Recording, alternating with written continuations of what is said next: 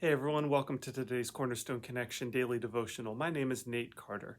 My wife Melanie and I just recently watched the documentary about Michael J. Fox. It's called Still. And it was really, really good. If you watch it, there's a ton of bad language, so just that caveat in there. But the story of it was really well done.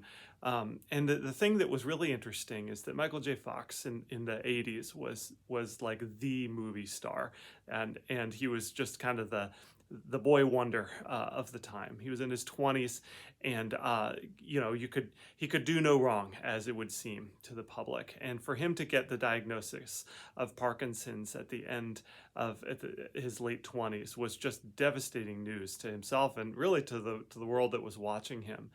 But as you watch the documentary, you realize that Parkinson's, in many ways, saved him.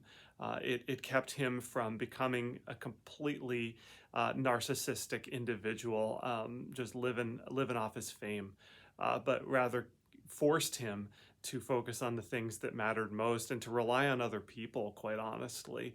And so this thing that looked like it was a great evil actually turned out to be a great good. And his life since then, the decades since then, has been one where he's really focused on family and advocacy and things like that.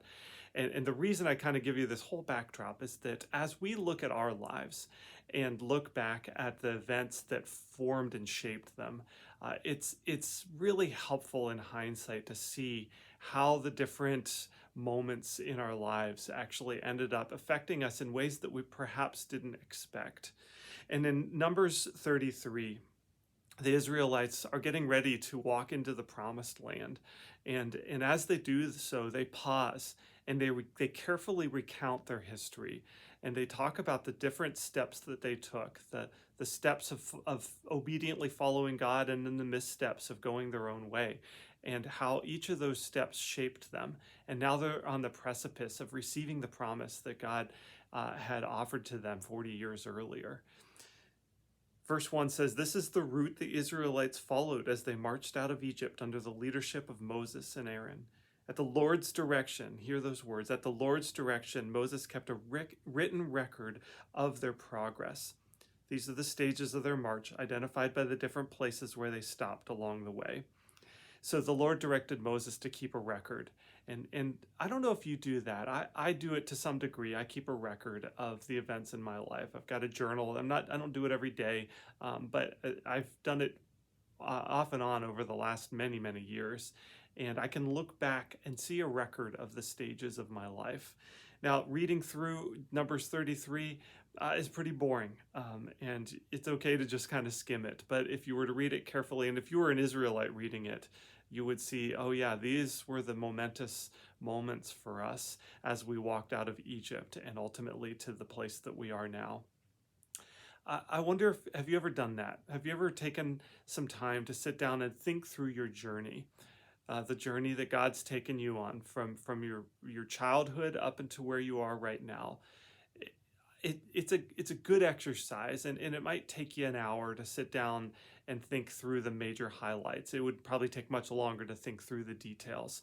But if you've got the time, I'd invite you to do that, because I think what you'll see is that the places that looked like they were your darkest, lowest moments, the places where it seemed like God had left you, as it turns out, God was shaping something really important for you that now, with the benefit of hindsight, you can see.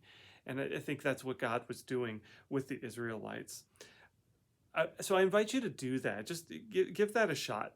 Maybe sometime in the next week, maybe today, you got some time to sit down and think through the moments of your life. But before we go, I want to point out one further thing in Numbers 33.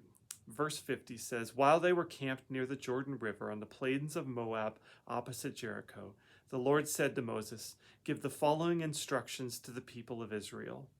When you cross the Jordan River into the land of Canaan, you must drive out all the people living there.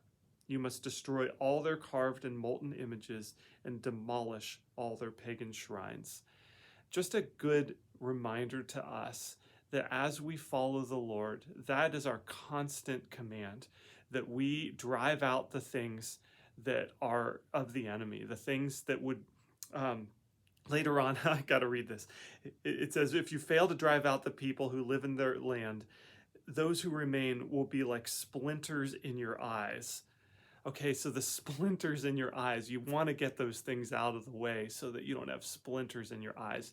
You probably know as you trace your own journey the places where you've allowed the things that are not of God to remain in your life, and they become like splinters in your eyes that are painful and allow you to not even see clearly. And so you want to drive those things out and follow the Lord, even the little things that look like they might be stumbling blocks, so that you can get those out of your life so you can follow God wholeheartedly. So trace your story, and then find the places where you need to drive out the things that are of the enemy, so that you can follow God wholeheartedly. God bless you as you do so. We'll see you next time on the Cornerstone Connection.